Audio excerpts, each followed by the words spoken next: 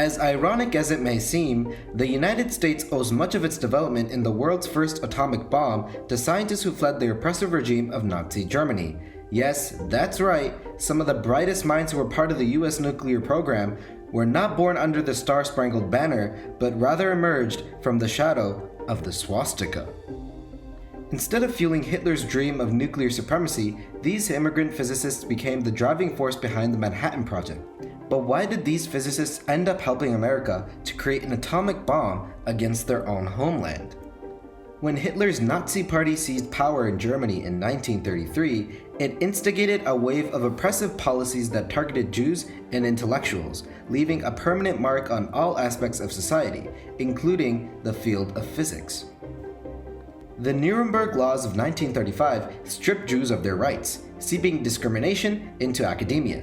This was acutely felt by Jewish scientists, including renowned physicist Albert Einstein, who observed the irony of his predicament, stating, "If my theory of relativity is proven successful, Germany will claim me as German.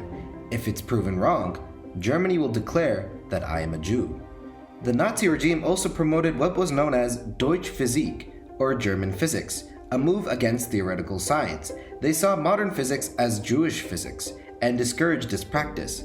This policy further isolated and marginalized some of the best minds in the German scientific community.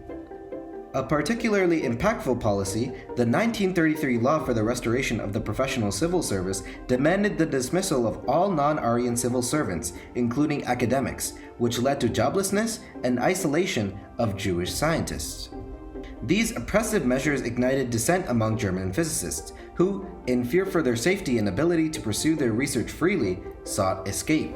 This marked the beginning of a significant exodus of German scientists in the mid-1930s.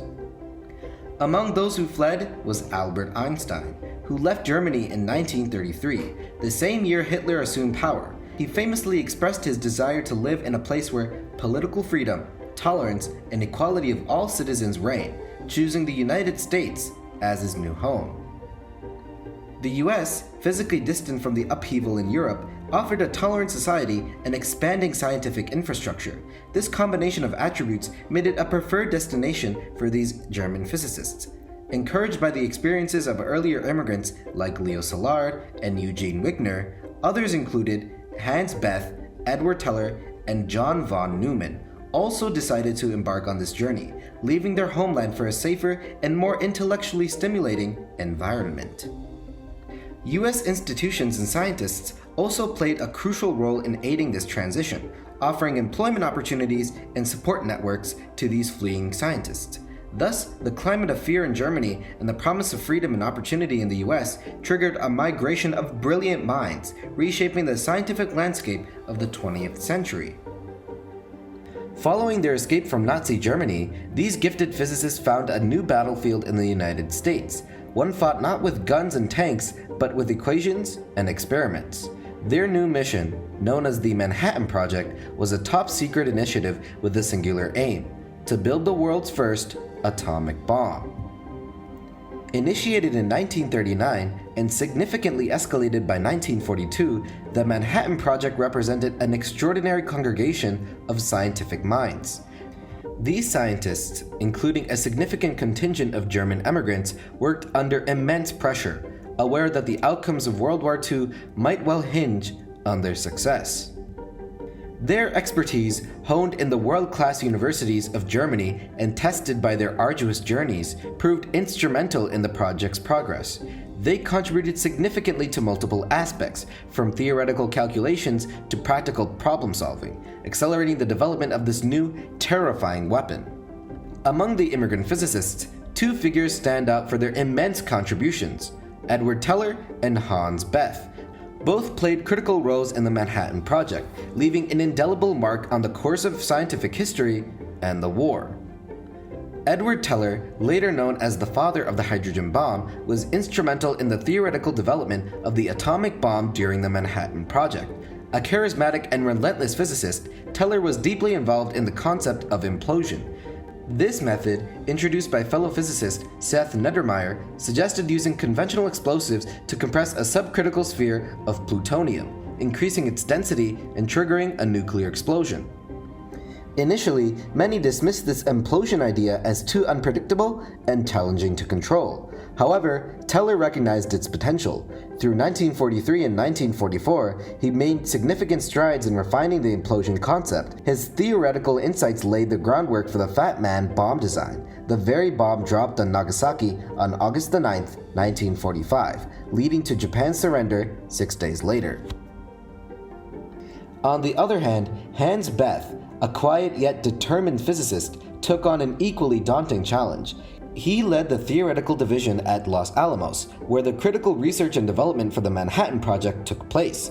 Bethe's task was to calculate and comprehend the complex process of nuclear fission, the very heart of the atomic bomb. His calculations were key to understanding how the atomic bomb would work and how to control its destructive power. In a letter to his wife in 1943, Bethe wrote, "The work is hard and long, but we have the feeling that we are contributing something to an early end of the war."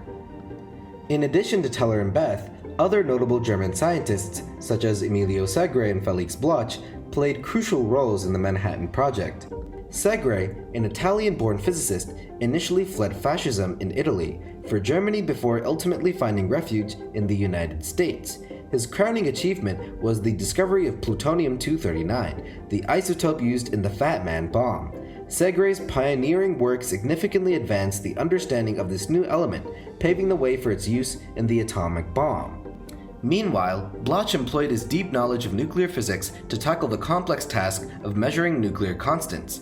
These crucial values underpin the calculations required to design and develop the bomb.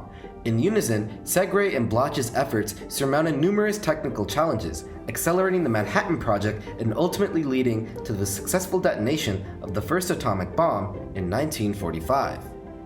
Having fled a regime seeking to develop its destructive power, these German scientists found themselves central to the creation of the most devastating weapon of their time in their adopted homeland.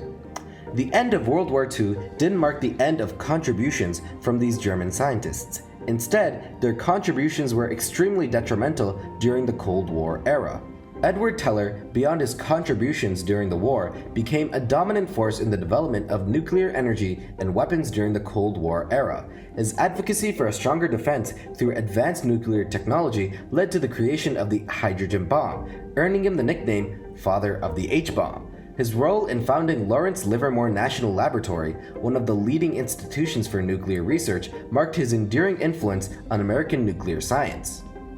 Meanwhile, Albert Einstein, whose flight from Nazi Germany set a precedent for other German physicists, continued to influence physics and public policy in post-war America. While he did not directly contribute to the atomic bomb's development, his famous letter to President Roosevelt did play a key role in initiating the Manhattan Project. In the post-war years, Einstein was a vocal advocate for nuclear disarmament and peaceful uses of nuclear energy. Their journey underlines the tragic loss for German science and the simultaneous gain for American scientific advancement in global physics research. Imagine how the course of history might have changed if these brilliant minds had stayed in Germany. If not for the harsh circumstances under the Nazi regime, their expertise could have been harnessed to advance German physics. Instead, the US became the primary beneficiary of their talents, a twist of fate that played a crucial role in shaping the 20th century. If you liked the video, please like, share, and subscribe.